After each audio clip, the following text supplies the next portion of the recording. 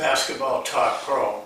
Well, I sent out a email to all of you about a meeting on Saturday morning, and I'd like to explain that. First of all, the time is 11 a.m. on Saturday, Eastern Standard Time. So you have to adjust from that. And then the actual type of the meeting is, as I said in there, it's I want to get together and discuss some things about the brain and the mind as it applies to coaching and playing. I have done quite a bit of reading and research on this topic. It's a big part of my book, and but I just felt like that it was a subject that was too large for Basketball Talk Pro, and that I would just invite everybody and those people who wanted to and had an interest in this, and I hope a lot of you do have an interest in it. I think it's very important. I really am just now beginning to understand how important it is. And so I will probably take 15-20 minutes and explain what I have learned, what I have put together, and offer you some books that would help you to learn too, like I did. I have, one advantage in that I did my master's degree, my master's thesis on mental practice, which is a part of this working with the mind. I think it's important for coaches. I think it's important for you as a coach. I think it's important for you to understand what's going on so that you can better apply it to yourself and to your players. This is how we grow. We have to continually seek knowledge about what it takes to play this game. It's a simple game, and it's a simple approach to playing it. But there's a lot of complicated things that are happening to you and to the players that 99% of the coaches do not understand. They're just kind of going from nothing. They don't have any basis for their decisions. They don't understand why a player cannot learn to do what he wants him to do exactly like he wants him to do. There's a lot of things that go into this.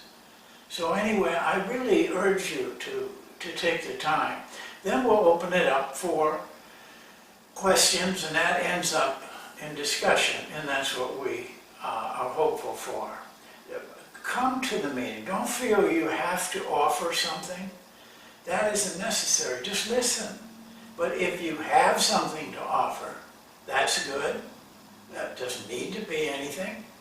And if you have questions, you will have questions by the time my section of it is done. And where we go from there with this, I don't know. And right now, I'm doing a lot of it with the book, but what we can do with it more practically, I know a couple things that I know would help your team, and I will try to remember to get those across in this meeting. So please, here's the logistics of it. Tomorrow I'm going to send how you can access the meeting. Very simple. You will need something like a camcorder, which are very inefficient, inexpensive, but very efficient, and make you so that you can be seen. You probably won't be seen on it unless you want something to say. Then what you're looking like at that point. You got to be careful that you're you won't be embarrassed. Or if you request room, put your face on. We have room for 25 people. That's what my contract with GoToMeeting calls for. You can get up to 5,000, but it costs a lot of money, and we don't usually have groups that big or anything close to it. Well, if you have any questions, email me. You don't need to email me to say I'm coming. That's not necessary. You'll have the means to do that by the next day, by the day after we're talking now. Well, now I want to talk about the subject. This is a subject, oddly enough, that I did about a year and a half ago.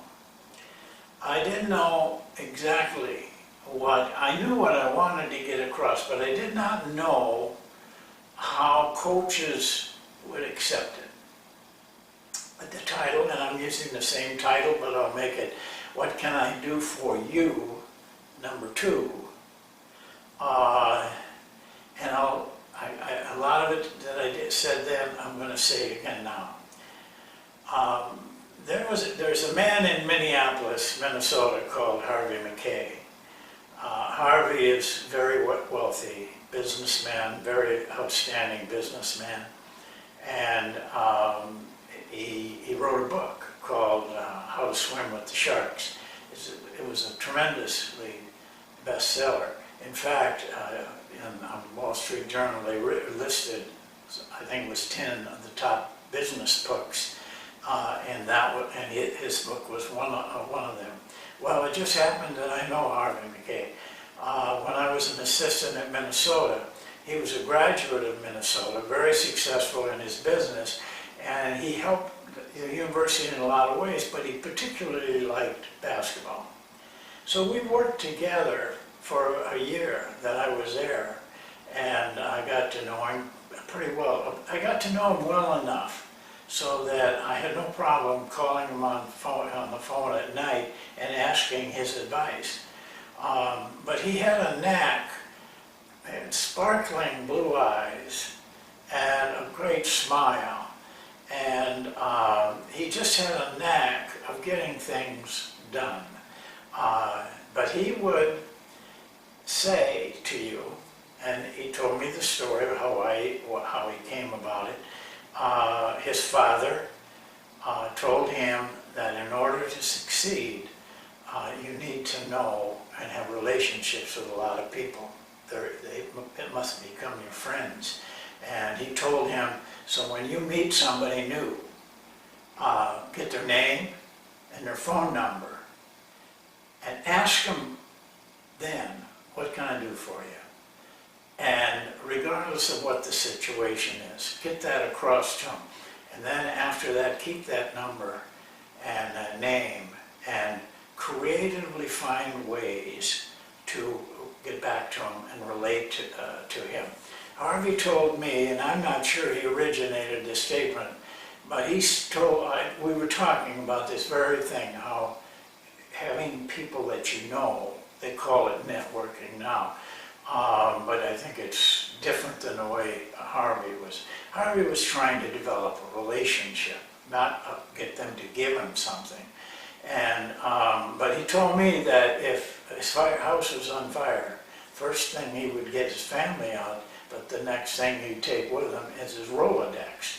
That's how he kept those names, and he had thousands on there. But that's how he would talk. I was with him a lot, where he would shake hands and somehow get across to him, what can I do for you? Well, it was a long time I didn't see Harvey, very long time. I was scouting, I don't know whether it's for Dallas or Utah, but I had a scouting assignment at the University of Minnesota. And I had a friend there that I got an extra ticket for, but he had to sit way up in the bleachers. I was sitting, where scouts sit. So after the game, I had told him, you stay there so we don't get lost, because it was pretty crowded. and I'll come and get you, and then we'll leave together. On the way down, there's, that little area you go from the seats down into a concourse type of thing, and up comes Harvey Mackay. And so, we stopped, and it's just like it was 20 years away. He said, grabbed me by the arms and said, Ron, and always looked you right in the eye and listened intently to anything you said. How are you doing, Ron? Good to see you. You look great. Is there anything I can do for you? And I almost broke out laughing because I thought, that is Harvey. He just got that habit. But it was a nice thing, because you know why? Harvey did what you asked him to do, unless you asked him some crazy thing. But I did that night. I said, well, Harvey, how about we buy an NBA team? And he looked at me and said, is there one for sale? And that's the way he was. He just, by the way, he was in his 80s now, and he still, at least if he didn't do it last winter, it was the first winter he missed, he still spends a couple, 2-3 days outside one of those department stores tinkling that bell for Salvation Army. Here he is, 80-some years old, and it's 20 below zero in Minneapolis. And he's out there every winter. That's just the way Harvey Mackay was. So I want to bring that to you, to us. This is what I asked the coaches to do back a year and a half ago. Find a player, one of your players. Just try this. It doesn't have to be your star, could be. Maybe the last player on your team. And when they're warming up, just walk up to them and just very sincerely say to them, what can I do for you? I mean, here's a guy who's probably happy to be on the team, but he's afraid all the time he's going to get cut and moved. And you walk up to him and say that. It's like a miracle. You've done a miracle for him, just saying it. And hopefully he will say something. And then do it. Whatever he says, do it. I had a lot of response from coaches with that. A lot of them that probably are still doing it because it just was something that stuck with them. It was a sincere attempt to give them something from their fullness to a temporary emptiness that person had and fulfill it. So I'm asking you to do that. It doesn't have to be a player, by the way. It could be your wife, could be a person you think a lot of, or a person that you know needs a lift. I guarantee you it'll work. And I want to say this, and I said this, and what can I do for you? And I mean it sincerely. You have my number and my email. Ask me anything. Ask me what I can specifically do for you, and I will do it. To the best of my ability, I will do it. I got a lot of response from that. And in different ways. One of them was from a coach in Illinois that was kind of a legend in high school. And he was concerned about the players. His players didn't have as much emphasis in trying to be really a great team. They were kind of passive and not caring. So I talked to him and I said, the first thing I want to know is, are you still as passionate about practices as you used to be? Well, he thought about that and he said, he realized he wasn't. I said, that may be the problem. And I don't know, I never heard from him again if anything came out. Then there was a little girl from Chicago that had a team. It was a parochial school. They had very few players. They were getting beat just terrible. I mean, it was a tough situation, and we talked a lot. I didn't know what I could do for her. I thought I could drive up there and do a practice or something, or talk to the players. But what I offered her instead was a drill. I've given it to you guys. It was the 5-minute drill that I talked to you about. For some reason, I guess, you know, it wasn't my coaching and what I did. I think I was getting some help from upstairs on this, and I think she was too. But she started using that drill, and she called me one night and said, the players are responding to me. They like me now. Before they had been giving her a hard time. And she said, I just feel good about the team now. We had some really good practices. Well, they won the next 2 games. I mean, it was like magic. So, you know, it isn't what you do so much, it's how it affects them. I mean, don't give yourself any pats on the back for something like that, because it's more than what you do.